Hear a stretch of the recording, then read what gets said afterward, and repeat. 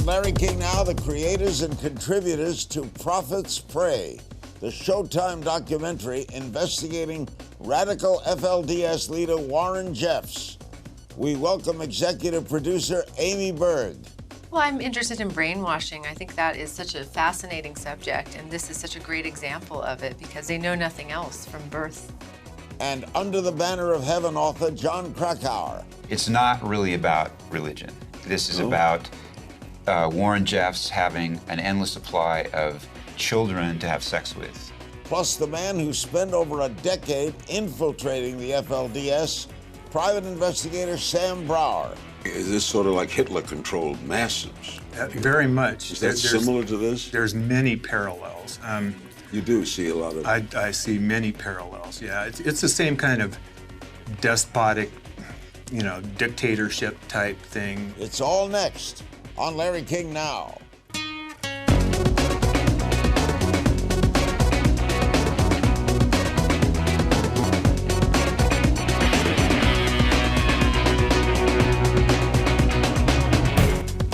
Welcome to Larry King Now, continuing at the Sundance Film Festival in beautiful Park City, Utah. We've been here and having a great time meeting terrific people associated with this wonderful film festival, which goes on every year at this time. I am not wearing my suspenders this week because I want to give the ski look like a Jewish skier, of which there are none. Anyway, we got a great show for you today. I am joined by the creators and contributors to the Showtime documentary, Prophets Pray. It's an examination of Warren Jeffs, the fanatical leader of the fundamentalist Church of Jesus Christ of Latter-day Saints. Amy Berg, who brought us the acclaimed documentary Deliver Us from Evil, is the director and executive producer of Prophets Pray. The great author Jon Krakauer, he wrote Under the Banner of Heaven, a story of violent faith, and he's a key contributor to this film. And Sam Brower, the private detective, author of the 2011 book Prophets Pray, which spawned the documentary. Prophets Pray premieres here at Sundance. It will air at Showtime, on Showtime, later this year. I had a lot to do with Warren Jeffs because we had the wives on when I was on Larry King Live. What led you to write Prophets Pray? Years ago, I'd moved from California to Utah, and I picked up a newspaper, and there was a guy by the name of Ross Chapman holding up a copy of Rise and Fall of the Third Reich, saying that this horrible prophet was kicking him out of his home, was making his wife and children go live with another man. He could no longer live in his home. He was commanded to leave the community and never come back. And that kind of piqued my interest. I was kind of a student of Nazi Germany. I couldn't figure out how so many people could all go nuts at the same time. And it just piqued my curiosity. So I drove down to Short Creek, Colorado City, where they have this community, and looked him up. And I started digging in and finding out more and more about what was going on. I couldn't believe it. I couldn't believe that there was someplace that horrible in America. It's just unbelievable, and most Americans don't have a grasp of that. Now, let's start from the beginning, John. Who is Warren Jeffs? Warren Jeffs is the current prophet to his people, his 10,000 followers.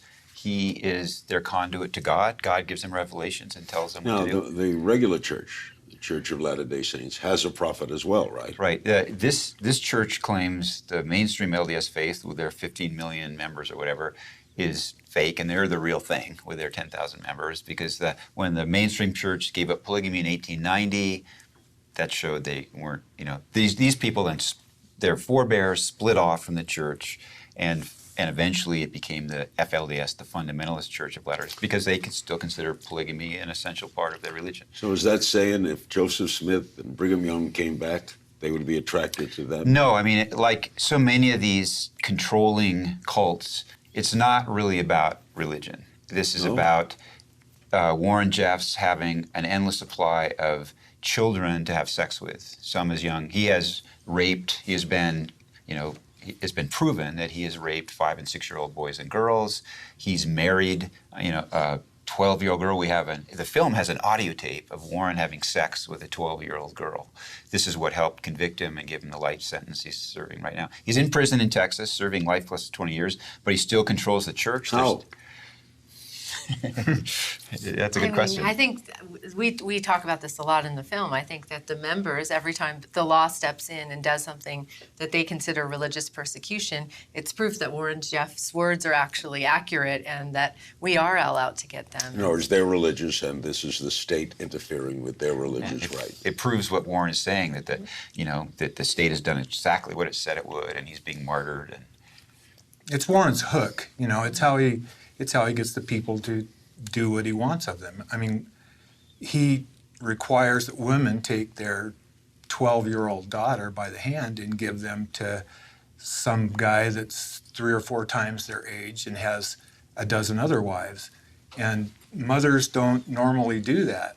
And the religion is a culture that goes back, generations, and that's his hook. That's how he controls them. But if polygamy is illegal, they can't arrest all these people, right? Well, the problem is polygamy is illegal, but if it went to the Supreme Court, the polygamists use unbelievably, because they hate gays, they hate blacks, they think they should be destroyed, but they use, well, if people can have gay marriages, why can't we have, you don't prosecute people for having 3 mistresses, but you're prosecuting us for having more than one wife. So the feds, the government hasn't done enough, but at least they've avoided going after them for polygamy, because there's all these it's a criminal enterprise. There's fraud, there's trafficking, there's all these things that we don't understand why authorities have not gone after this group more aggressively, because they're. Where are they located, Amy? Where are they? Well, they're located locally in Colorado City, which is about 5 hours south of here. But they are also Utah. Yes, in Utah. But they have a compound in South Dakota, which we went to and documented in the film. They have a compound in Mancos, Colorado, and as Jon was saying earlier, they're in Florida, they're in Oklahoma City, and we now know that they're smuggling women and children over the border to Mexico. And authorities don't do anything?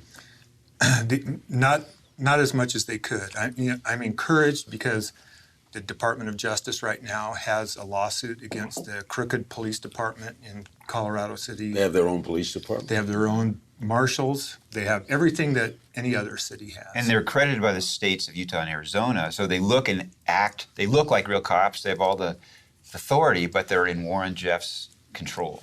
From prison? From prison. Film is Prophets Pray. It'll air on Showtime later this year. It's at Sundance now. We'll be right back. We're back discussing Prophets Pray, an extraordinary film. It'll be on Showtime later this year. It's at the Sundance Film Festival. We're going to show you a clip now of Jon Krakauer's first experience venturing into an FLDS community. Watch. Pretty soon there's a car behind me. It's just, wherever I go, he's right on my tail and really aggressive. So I got the hell out of there, and he stayed with me all the way to the highway. And I was pretty freaked out. So I kept heading east towards Colorado, and I saw a National Park Service truck and a ranger, and I was like, it was the closest thing to a cop I could find, so I was kind of all freaked out. And man, I was just chased, and there's this weird, really aggro, and Colorado City, and he's like, oh yeah, no, it's just Colorado City, that's the Poligs, that's biggest community of polygamists in the United States. My head was spinning, and what I didn't know at the time is I was just seeing the tip of the iceberg. Things were way stranger and way creepier than I ever could have imagined. Can the media go there? It's a city, it's in the state. Oh, anyone, yeah, you can go there, but what if we went to film there? What would happen? You'd pull up into the city, you'd probably be approached by the marshals. You'd have what we call the God Squad God Squad. It's church security thugs that would encircle you, follow you around, check you out, monitor you, and just basically make you feel uncomfortable. A car will pull behind you and block you from going out, and another will pull in front of you. You're trapped. You don't know what's going to happen. But this is a city, right? They have a mayor. They vote in the presidential elections. I don't know how many of them vote, but they get incredible amount of federal money after Why? 9/11 because they're really good at defrauding the government. They have a $7 million airport built with federal funds. After 9/11, they used the Homeland Security Act to, in this town, it's all wired for surveillance with cameras. Everyone's phone is tapped. It's all federal money paid for Warren to keep track. Homeland Security money. They call it bleeding the beast. It's their duty. The federal government is evil. We're all evil. The LDS Church is evil. So it's their duty to defraud us, defraud the government. It's called bleeding the beast. And it's, They have a Mormon church there, right? Well, not there. No, they have a public meeting house where Do they they all go to services on Sunday? Their services, but it's not the Mormon church. No, Do it's, they have a bishop? Do they have? oh yeah. they have bishops. Yeah, they in each location, like in South Dakota, they have a bishop. In Short Creek, they have a bishop. In Mancos, they have a bishop. And They read the Book of Mormon? they read the Book of Mormon, read the Bible, have their own scriptures, and it's kind of, it's all based on whatever Warren Jeff says. He can manipulate and change things to suit him, and does regularly. How does he get away with it from prison? Well, he's protected in a sense. I mean, it's proof to all of his followers that the government is evil and that he is the righteous one, and he submits prophecies to his people regularly. He predicted that the Ebola crisis would happen and other natural. Correctly predicted? No, he tells people.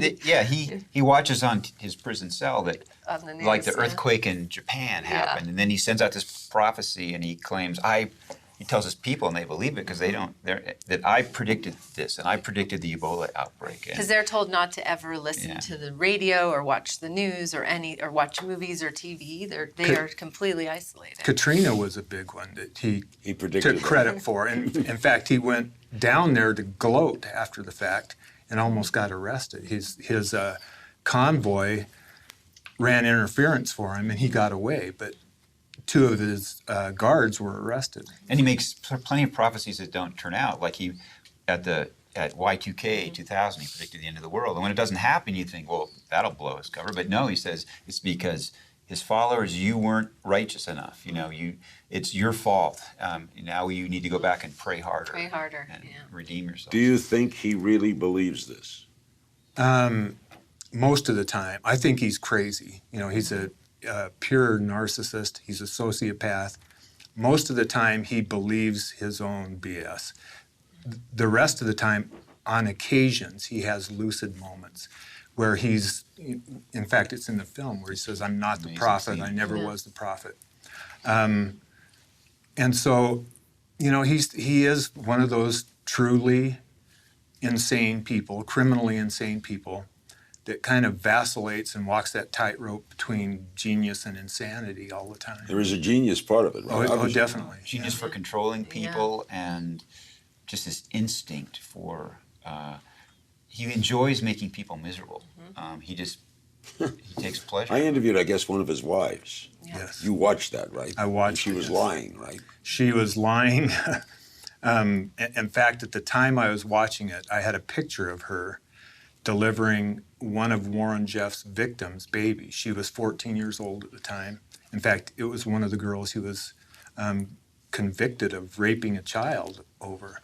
And in fact, I remember distinctly you saying to her, Sally Jeffs, do you know anything about any underage marriage? And she said, no, sir, just so sweet. And you asked her 2 or 3 times, asked her again. So, Sally Jeffs, you know nothing about any underage marriage? You've never heard of underage What I marriage? fail to understand, if they're lying, why do they believe in their faith if they know they're lying? That's part of the sickness, I imagine. Because the lying is in the service of their faith. I mean, it's like if you were, I don't know, you're allowed to lie to your enemies. It's all for the greater good. I mean, these are true believers, and there's a lot of good people in the FLDS faith. They have an incredible work ethic. They're the victims. They're the primary victims, and we got to remember that. It's not. We're trying to help. I mean, they're not all villains. No. There's plenty of villains, but there's plenty of really good, decent people. They were just born into it. Yeah. Are they? Is this sort of like Hitler-controlled masses? Very much. Is that similar to this? There's many parallels.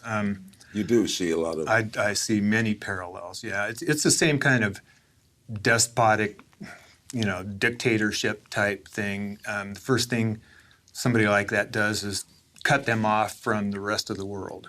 So they can't watch TV, they can't get on the internet, they can't read magazines, and they obey. I mean, that's the really sad part. They obey. When I come back, I want to ask you if anyone ever breaks away. We'll be right back.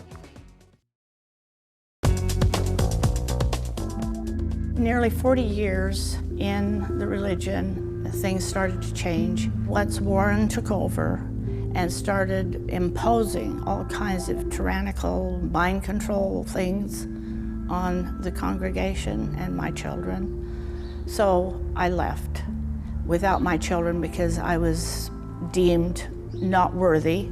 And so I remained very discreet because I did not want Warren to have any excuse from this apostate to break up their families. We're back with Amy Berg, Jon Krakauer, and Sam Brower. The film Prophets Pray. It'll be on Showtime later this year. It's at the Sundance Film Festival. Warren married his father's wives, right? How did that work? Married his stepmothers. It's such a sick thing. It was, Warren, that's what it's all about with him, is power and control. So once his father died, marrying his father's wives was a way of showing his power. He could take, he had something like 20 wives, I think. Suddenly now it's moved up to over 50. And many of them are very, very young. And that's a public display of his power and authority over the people. I guess they could make a case, right? The Mormon Church recently announced that Joseph Smith had many wives, including a 14-year-old. Mm-hmm. Couldn't they use that as an example to say, hey, we're right? They can and do, but by the same token, they despise Mormons. They despise the LDS Church because they were excommunicated, and they believe that they're the true faith, and not just LDS, but everybody else is wrong. I mean, do they praise Joseph Smith and Brigham Young? Yes. They do? Mm-hmm. How do they regard Brigham Young University? Well, it's mainstream, right? It's yeah, they don't like. I mean, anything since 1890 the church has done pretty much is evil and not to be condoned because it was. They see that when the church renounced it, when Woodruff had his revelation renouncing polygamy, they saw that as, that they were pressured into it and they split off. But the pressure was for Utah to become a state. That's the story. Well, yeah, the government was trying to end polygamy. At the time, polygamy and slavery were a big political issue. So the U.S. government for 30, 40 years had been tightening the screws. They were bankrupting the church. Federal agents were all over Utah, throwing everyone in jail. And the church pretty much had to do it.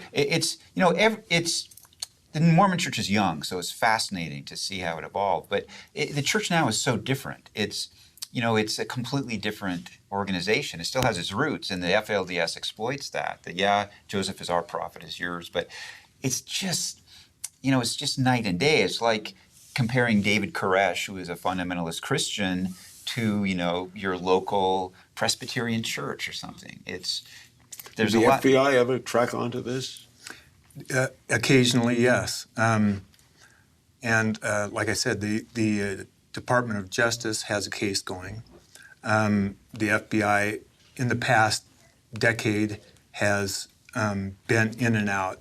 It needs to be in much more. This is a problem that is happening in America. And it should be having special prosecutors and special agents and task forces and everything else. The law, there's recall laws. There's criminal activity. There's money laundering. Mm-hmm. It's there.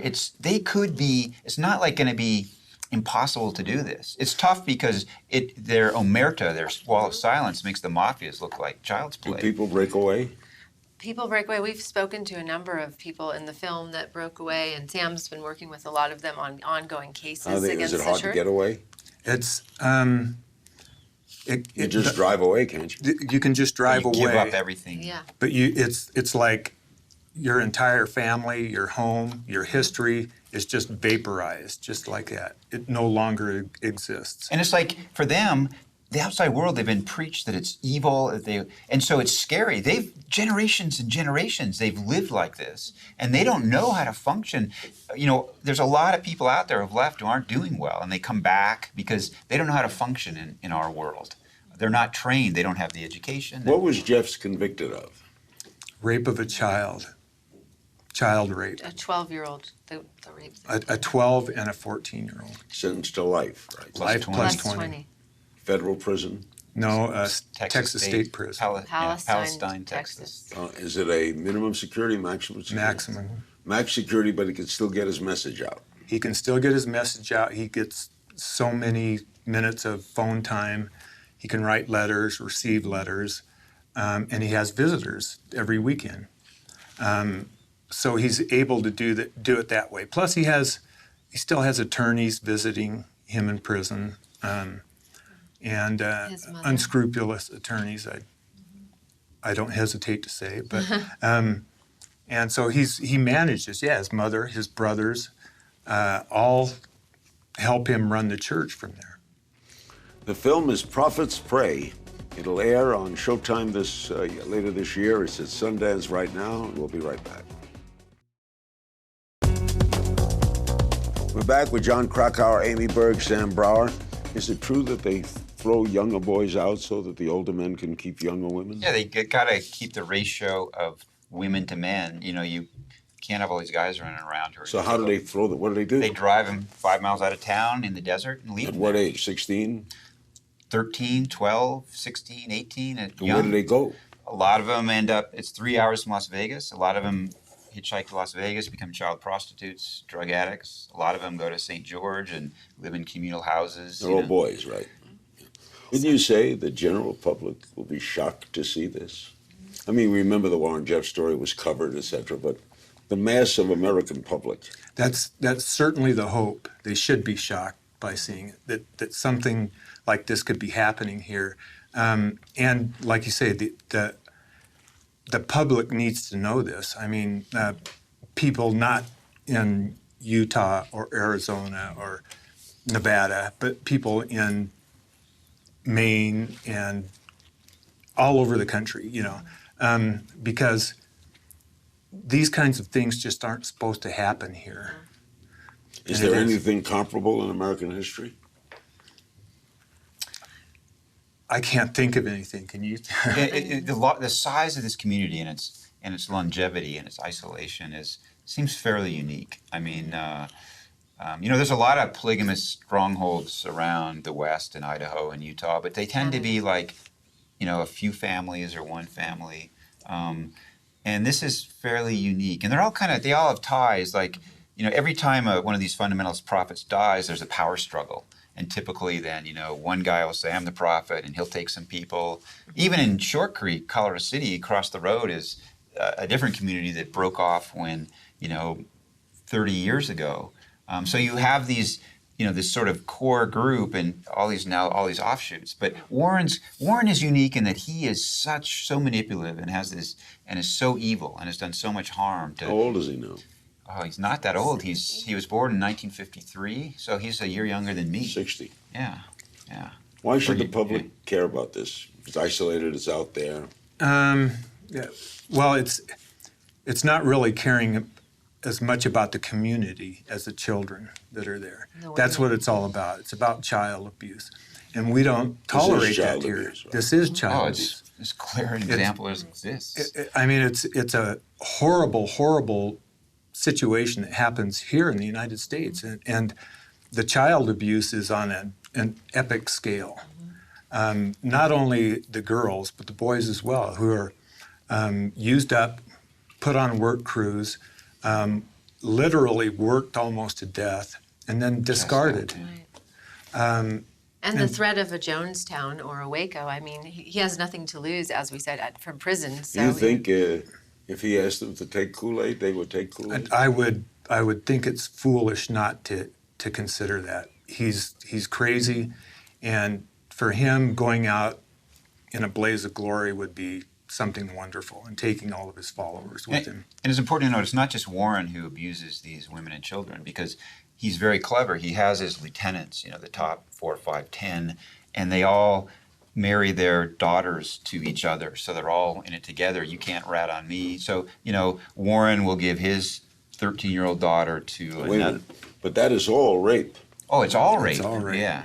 So why aren't there more arrests going in an arrest made? Well, after the raid on Texas that you covered, they arrested 12 guys and convicted 11 of them. But I don't know why. I mean, we've been asking this for 15. I started this investigating this in 1999, and I said, I can't believe this exists. And about the women, I'm married to a Mormon woman. I could not believe that she would ever walk, not her, open eyes and accept this. Why? Because these people have grown up, their grandparents, their parents, their great-grand, they have not lived in the outside world. Their world is still the world of John Taylor, in the late 19th century, when John Taylor was the prophet who, he's kind of they like him because they live in that mindset. They've been isolated from the world. And this is this is what they've been indoctrinated. You've written about it a lot. Why are you fascinated by the whole Mormon culture?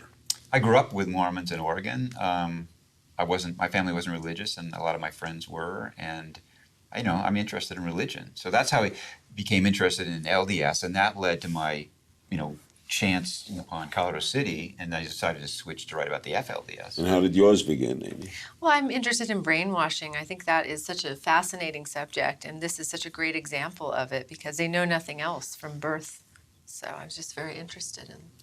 Well, on a mass scale, right? On a mass scale, yeah. And that's, one of the things Warren has managed to do is take Mormonism and modify it for his agenda. I mean, it really doesn't resemble even historic Mormonism.